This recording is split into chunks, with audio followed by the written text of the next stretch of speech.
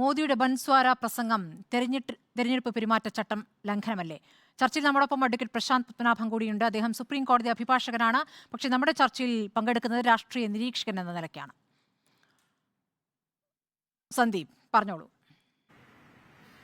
അല്ല, ഈ ഏതെങ്കിലും രാഷ്ട്രീയ നേതാവ് തെരഞ്ഞെടുപ്പിന്റെ ഘട്ടത്തിൽ നടത്തുന്ന പ്രസംഗങ്ങൾ അത് തെരഞ്ഞെടുപ്പ് ചട്ട ലംഘനമാണോ എന്ന് പറയേണ്ടതും പരിശോധിക്കേണ്ടതും തെരഞ്ഞെടുപ്പ് കമ്മീഷനാണ്. ഞാനെന്താണ് അത് സംബന്ധിച്ച് അഭിപ്രായം പറയുന്നത്? പ്രധാനമന്ത്രി നരേന്ദ്രമോദിയും ഭാരതീയ ജനതാ പാർട്ടിയും നാളിതുവരെ ഞാൻ വിലയിരുത്തേണ്ട ആളല്ലോ. ഞാൻ BJPയുടെ വക്താവ് എന്നുള്ള നിലയ്ക്ക് BJPയെ പ്രതിനിധീകരിച്ച് വരുന്ന സമയത്ത് സ്വാഭാവികമായിട്ടും ഞാൻ എന്റെ പാർട്ടിയുടെ അഭിപ്രായം പറയുന്നത്. എന്റെ വിലയിരുത്തലൊന്നും ഇവിടെ പറയേണ്ട കാര്യമില്ല, അതിന് പ്രസക്തിയില്ല.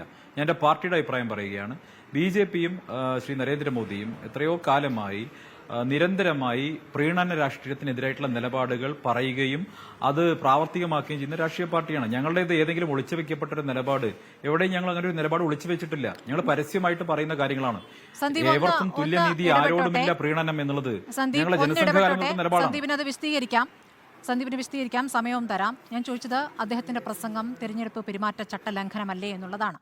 BJPക്ക് നിലപാടുണ്ട്, താങ്കൾ പറഞ്ഞത് ശരിയാണ്. മോദിയുടെ പ്രസംഗത്തിലെ വാചകങ്ങൾ ഞാനൊന്ന് വായിക്കാം.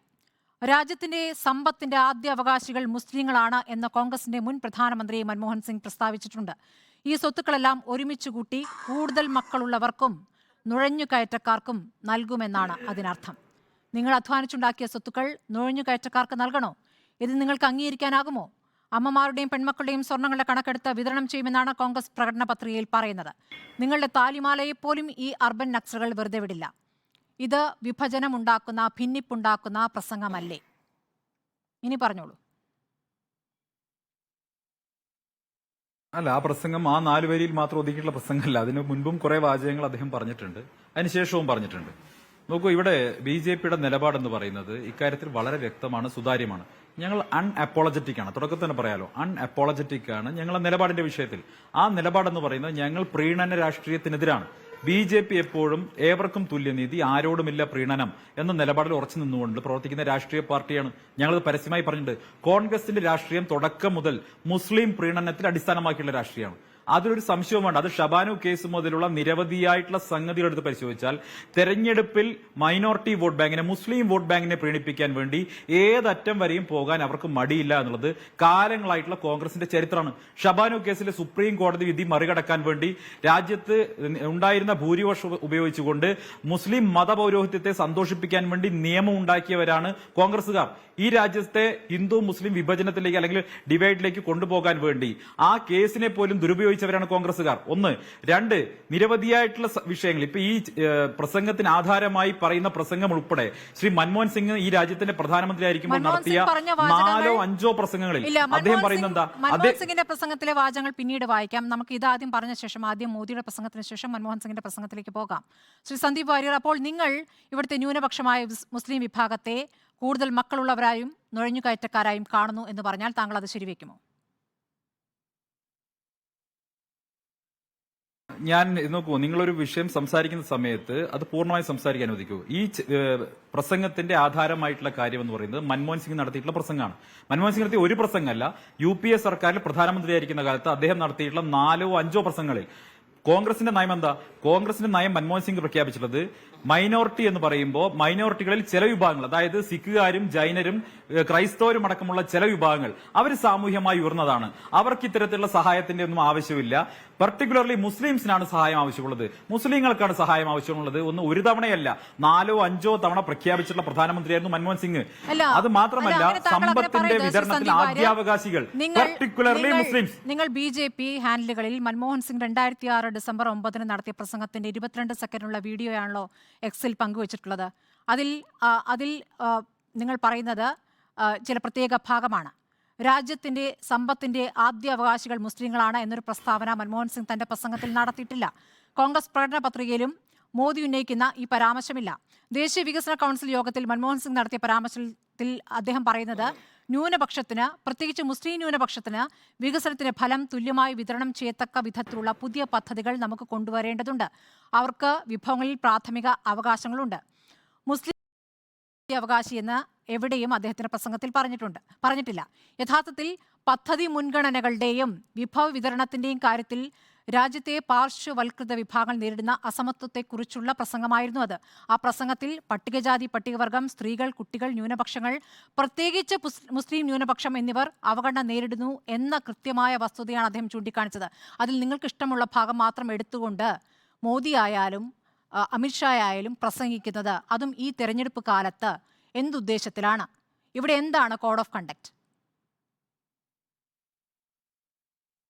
സ്മൃതി, ഞാൻ അതിലേക്ക് വരാം.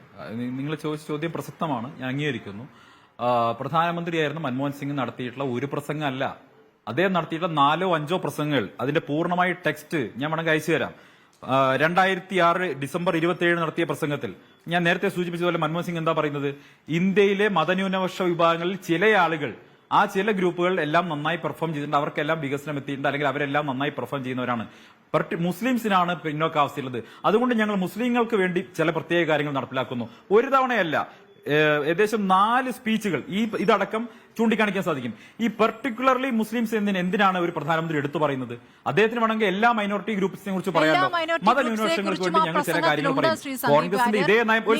നിങ്ങൾ എക്സിൽ പങ്കുവെക്കുന്നത് ഒരു പ്രസംഗം, ആദ്യം ഒരു പ്രസംഗം എന്ന് പറയുക, പിന്നീട് 4 ഉണ്ട് എന്ന് പറയുക, നിങ്ങൾക്ക് തോന്നുന്ന ഘട്ടത്തിൽ തോന്നുന്ന രൂപത്തിൽ അവതരിപ്പിക്കുക. ഇതേ രീതിയിൽ തന്നെയാണ് മുൻപ് ഒരു തിരഞ്ഞെടുപ്പിൽ ഇതേപോലെ മൻമോഹൻ സിംഗിനെതിരെ നരേന്ദ്രമോദി പ്രചാരണത്തിൽ പറഞ്ഞിട്ടുണ്ട്, പാകിസ്ഥാനുമായി ഗൂഢാലോചന നടത്തി ഈ രാജ്യത്തിനെതിരെ എന്ന്.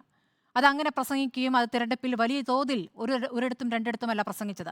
പിന്നീട് തെരഞ്ഞെടുപ്പിന് ശേഷം അദ്ദേഹം പറഞ്ഞു, ഞാൻ തെരഞ്ഞെടുപ്പ് ഘട്ടത്തിൽ വെറുതെ പറഞ്ഞതാണെന്ന്. അപ്പോൾ അങ്ങനെ നിങ്ങൾക്ക് തോന്നുന്ന സമയത്ത് പറയുകയും പിന്നീട് പിൻവലിക്കുകയും ചെയ്യുന്ന ഒരു കാര്യമല്ല ഇതിൽ അതിന്റെ ഉത്തരവാദിത്തോടു കൂടി തന്നെ പറയൂ. മൻമോഹൻ സിംഗിന്റെ പ്രസംഗത്തിൽ അങ്ങനെ മുസ്ലിം വിഭാഗം എന്ന് മാത്രമായിട്ട് എവിടെയുമില്ല. സച്ചാർ കമ്മിറ്റി റിപ്പോർട്ടിന്റെ ഒരു പശ്ചാത്തലം കൂടിയുണ്ട്. സച്ചാർ കമ്മിറ്റി റിപ്പോർട്ടിന്റെ ഒരു പശ്ചാത്തലം കൂടിയുണ്ട്. ഇല്ല, മറ്റു ന്യൂനപക്ഷങ്ങളെ കൂടി പറയുന്നുണ്ട്, പട്ടികജാതി പട്ടികവർഗ വിഭാഗത്തെ കുറിച്ച് പറയുന്നുണ്ട്. അല്ല, ഞാൻ അതാ പറഞ്ഞത്. സ്മൃതി ഒന്നുകിൽ കാര്യങ്ങൾ കൃത്യമായിട്ട് മനസ്സിലാക്കാൻ ദയവ് ചെയ്തിട്ട് ശ്രമിക്കൂ. ഞാൻ പറയട്ടെ, പെർട്ടിക്കുലർലി മുസ്ലിംസ് എന്തിനാണ് എടുത്തു പറഞ്ഞിട്ടുള്ളത്? മുസ്ലിങ്ങൾക്ക് പ്രത്യേകമായി എന്തിനാണ് എടുത്തു പറയുന്നത്? എന്തിനാണ് കോൺഗ്രസ് ഈ മുസ്ലിം വിഭാഗത്തെ കൂടുതലായി പരിഗണിക്കുന്നത്? തുല്യമായി പരിഗണിച്ചുകൂടെ? ഈ കോൺഗ്രസിന്റെ ഇതേ നയമാണ് കേരളത്തിൽ നടപ്പാക്കിയത് 80-20. ഇത് നരേന്ദ്രമോദി മാത്രം പറഞ്ഞതാണ്. സച്ചാർ കമ്മിറ്റി റിപ്പോർട്ട് ലോക്സഭയുടെ മേശപ്പുറത്ത് വച്ചതിന്റെ തൊട്ടടുത്ത ദിവസം നടത്തിയ പ്രസംഗമാണ് ആ റിപ്പോർട്ടിൽ എന്താണുള്ളത്? ഞങ്ങൾ പറയാമോ? സ്മൃതി, ഞാൻ സച്ചാർ കമ്മീഷൻ റിപ്പോർട്ട് ചർച്ച ചെയ്യാൻ വന്നിരുന്ന ആളല്ല. അങ്ങനെ പറയരുത്. നിങ്ങൾക്ക് തോന്നുന്ന പോലെ അടർത്തിയെടുത്ത് പറയാവുന്നതല്ലോ. അങ്ങനെ പറയും. ഇല്ല, അങ്ങനെ പറഞ്ഞുകൂടാ. അങ്ങനെ പറയുമ്പോൾ അർത്ഥം മാറും. അങ്ങനെ അർത്ഥം മാറാൻ പാടുമോ? സ്മൃതി, ഞാൻ ഈ ചർച്ചയുടെ തുടക്കത്തിൽ തന്നെ പറഞ്ഞു, ദയവ് ചെയ്ത് തടസ്സപ്പെടുത്തരുത്. ഞാൻ പറയുന്നത് കേൾക്കാനുള്ള സൗമനസ്യം, സഹിഷ്ണുത കാണിക്കണം. നിങ്ങൾക്ക് ഇൻഹെറിറ്റന്റ് ആയിട്ടുള്ള BJP വിരോധം ഉണ്ടെങ്കിൽ ദയവ് ചെയ്ത് അത് ഈ ചർച്ചയുടെ അവസ്ഥയിൽ കാണിക്കാതിരിക്കൂ. നിങ്ങൾ ഗ്രൗണ്ട് ലെവൽ പൊളിറ്റിക്സിൽ നിങ്ങളുടെ വിരോധത്തെയും വിദ്വേഷത്തെയും സന്ദീപ് വാര്യർ താങ്കൾ വിശദീകരിക്കൂ. ഞാൻ പറയുന്ന കാര്യം കൃത്യമാണ്. ഞങ്ങളുടെ പൊളിറ്റിക്സ് മുസ്ലിം അപ്പീസ്മെന്റിന് എതിരാണ്. കോൺഗ്രസിന്റെ പൊളിറ്റിക്സ് മുസ്ലിം അപ്പീസ്മെന്റ് ആണ്. എല്ലാ കാലത്തും മുസ്ലിങ്ങളെ അപ്പീസ് ചെയ്തുകൊണ്ട്, അവരെ പ്രീണിപ്പിച്ചുകൊണ്ട്, പ്രീണന രാഷ്ട്രീയം കളിച്ച് വോട്ട് ബാങ്ക് നേടിയിട്ടുള്ളത് കോൺഗ്രസ് ആണ്. അത് ഷബാനു കേസിന്റെ കാര്യത്തിൽ വ്യക്തമാണല്ലോ. ഞാൻ ആദ്യമേ സൂചിപ്പിച്ചല്ലോ. 1. 2, ഞാൻ ചില കാര്യങ്ങൾ പറയട്ടെ. ഇത് പ്രധാനമന്ത്രി നരേന്ദ്രമോദി മാത്രം പറഞ്ഞിട്ടുള്ള കാര്യമാണോ? നിങ്ങൾ മൻമോഹൻ സിംഗ് അങ്ങനെ പറഞ്ഞിട്ടില്ല എന്ന് പറയരുത്. മൻമോഹൻ സിംഗ് ഒരു പ്രസംഗത്തിലല്ല, 4 or 5 പ്രസംഗത്തിൽ ഈ രാജ്യത്ത് മുസ്ലിം വിഭാഗത്തിന് മാത്രമാണ് ആനുകൂല്യങ്ങൾ കിട്ടേണ്ടത്, അവരാണ് സമ്പത്തിന്റെ ആദ്യാവകാശികൾ. ഒരു തവണയല്ല, 4 or 5 തവണ പറഞ്ഞു. അദ്ദേഹം പ്രത്യേകം എടുത്തു പറഞ്ഞ കാര്യം ജൈനരും സിഖുകാരും. ഞാൻ വായിച്ചുതരാം. താങ്കൾ കളവാണ് പറയുന്നത്. അങ്ങനെ പറഞ്ഞിട്ടില്ല. ഞാൻ ഇപ്പൊ തരാം. മുസ്ലിങ്ങൾ മാത്രമാണ് എന്ന് എവിടെയും പറഞ്ഞിട്ടില്ല. എവിടെ നിന്ന് എടുത്തു തരുന്നതാണ് പറയുന്നത്? കളവ് പറയുന്നു എന്ന് പരിസ്ഥിതിക്ക് ഞാൻ ഈ ചർച്ചയിൽ ഇരിക്കേണ്ട കാര്യമില്ലല്ലോ. അല്ല, കളവാണ് പറയുന്നത്. നിങ്ങൾ പറയുന്നത് കളവാണ്. വസ്തുത വളച്ചൊടിച്ചുകൊണ്ട് പറയുകയാണ്.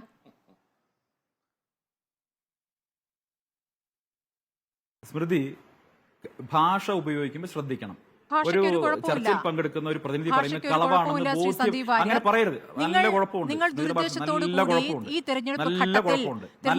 തെരഞ്ഞെടുപ്പ് ഘട്ടത്തിൽ ദുരുദ്ദേശത്തോടുകൂടി ചില കാര്യങ്ങൾ വളച്ചൊടിച്ച് പ്രസംഗിക്കുന്നു. സ്മൃതി, ദയവേത് തടസ്സപ്പെടുത്തരുത്.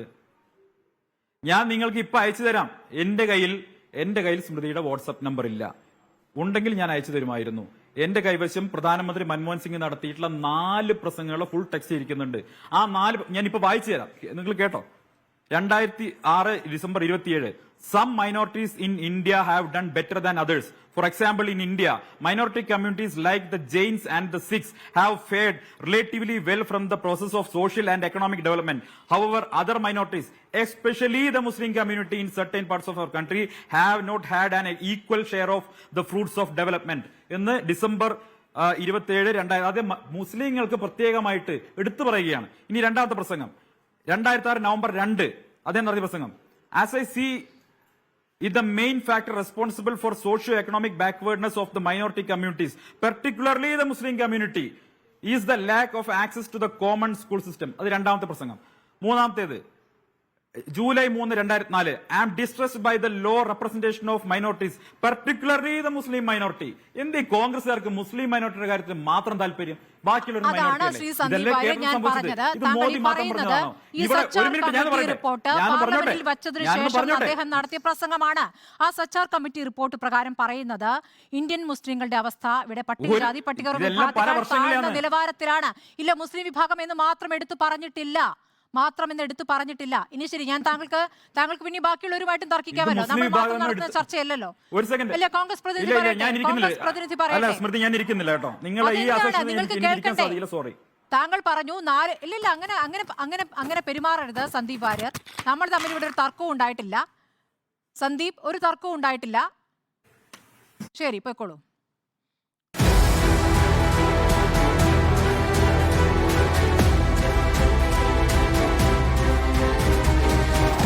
Debate with Smriti Parithikad.